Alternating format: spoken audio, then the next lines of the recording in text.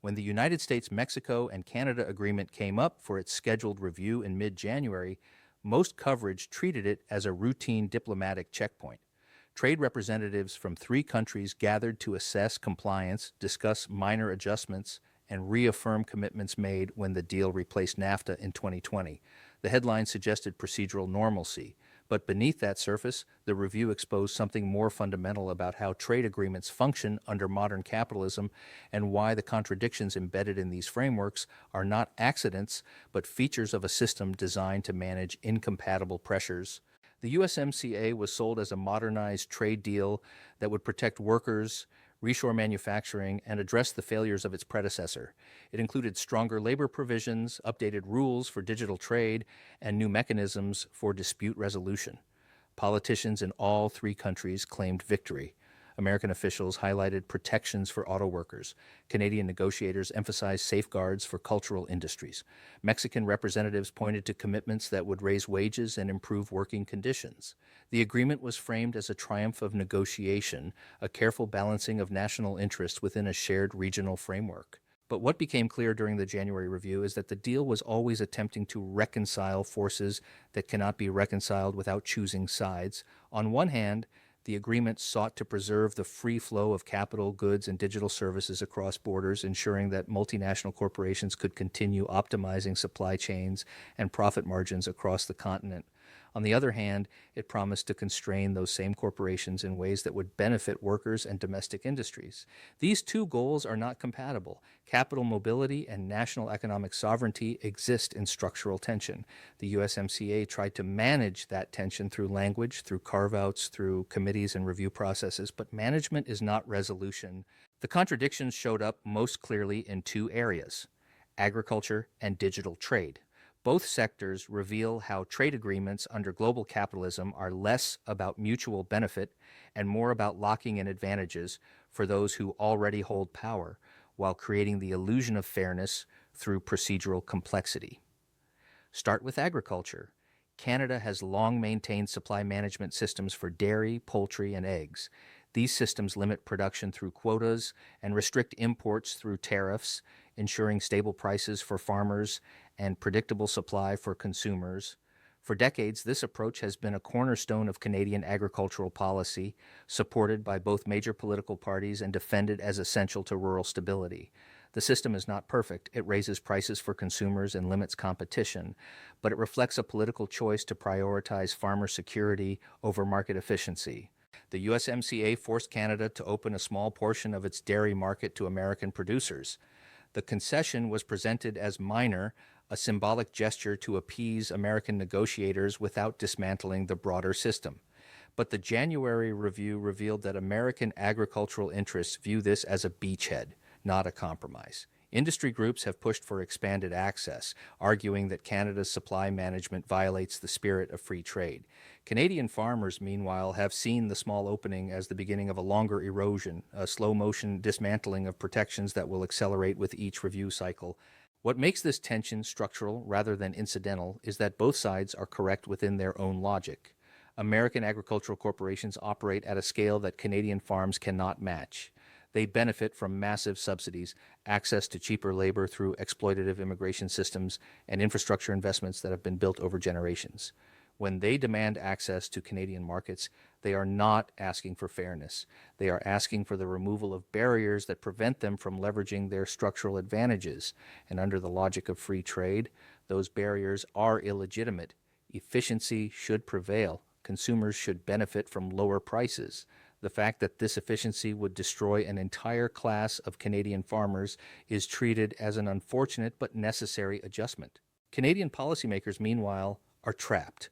They cannot fully defend supply management because the agreement they signed already conceded the principle.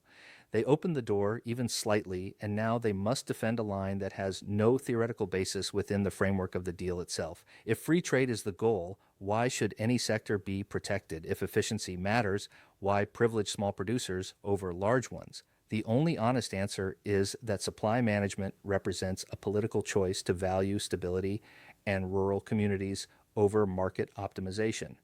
But trade agreements like the USMCA are explicitly designed to constrain those kinds of political choices.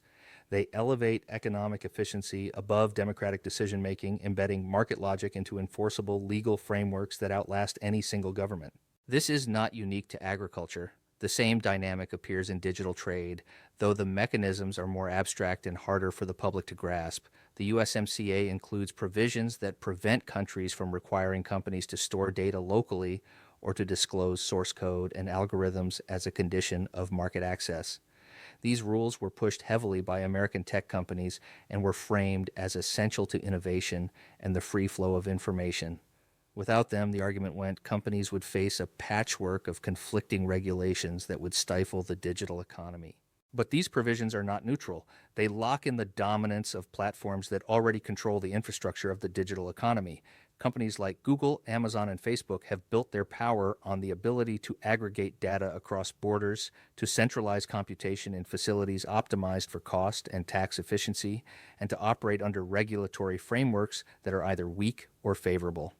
When the USMCA prohibits data localization requirements, it ensures that no country can force these companies to make their operations more transparent or more accountable to local laws. It protects the right of capital to remain opaque. The January review brought these provisions under scrutiny because all three countries are now grappling with the consequences of that opacity. Canada is trying to regulate online harms and strengthen privacy protections. Mexico is attempting to address monopolistic practices in digital markets. The United States itself is wrestling with antitrust concerns and debates over content moderation, but the agreement they signed limits their ability to act. Any attempt to impose meaningful regulation risks being challenged as a violation of trade commitments. The corporations can point to the text of the deal and argue that democratic governments are breaking the rules. This is where the deeper structure becomes visible.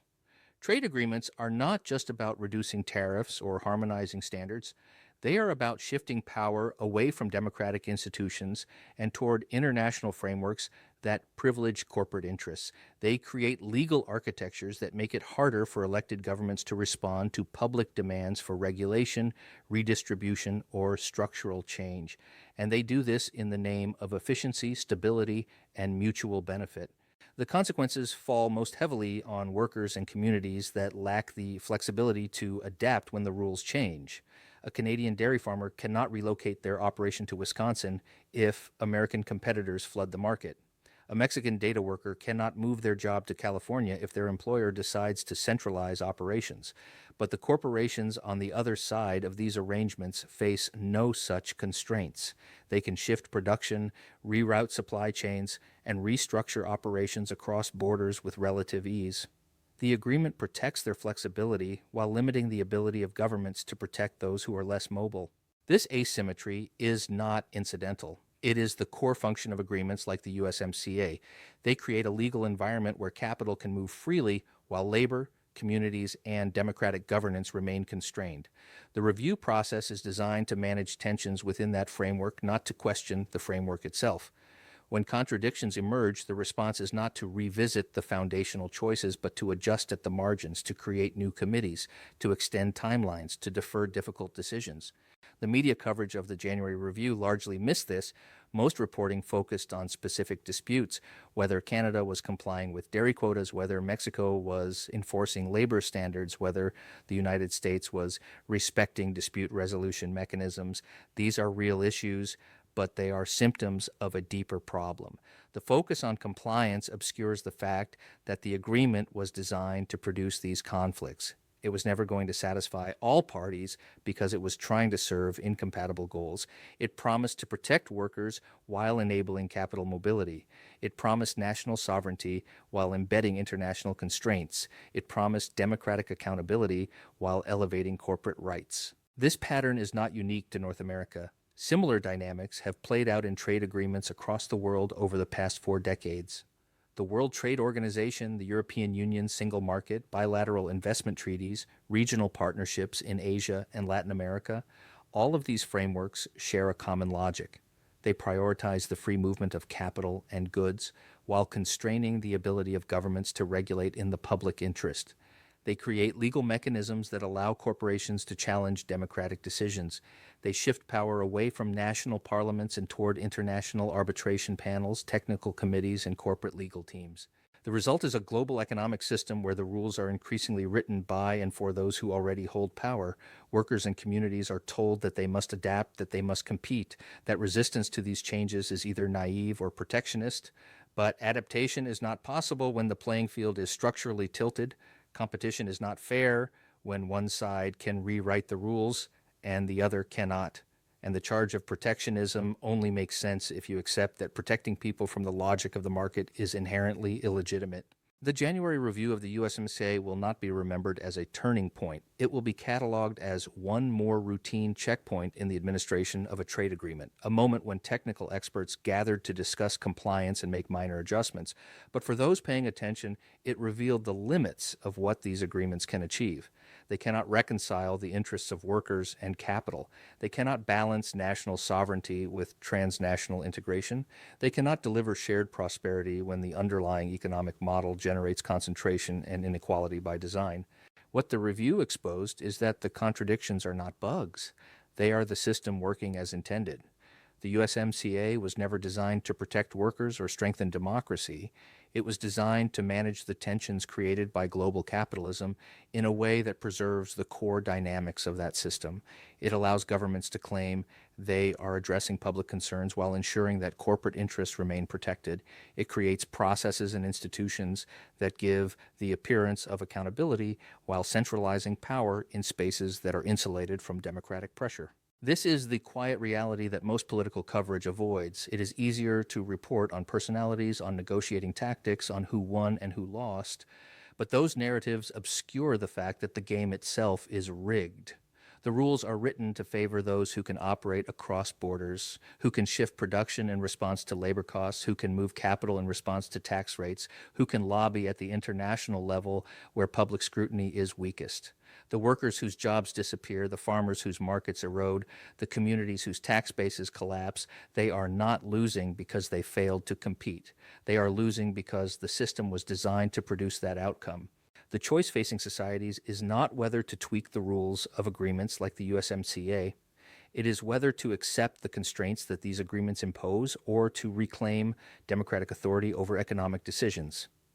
That reclamation would require challenging the idea that capital mobility is sacrosanct, that efficiency justifies disruption, that market logic should override political choice.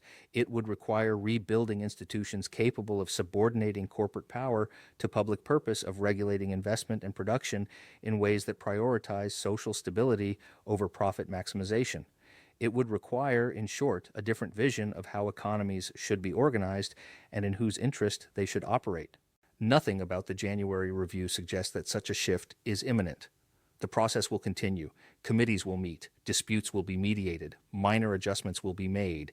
And the underlying contradictions will deepen. Agricultural protections will erode further. Digital platforms will consolidate more power. Workers will continue to bear the costs of adjustments they did not choose and cannot control. And the language of trade agreements will continue to obscure the structural forces driving these outcomes, framing them as technical problems rather than political choices.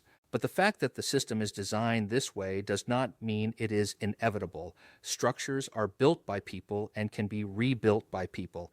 The question is whether enough pressure will accumulate to force that rebuilding or whether the managed decline will continue until the contradictions become too severe to ignore.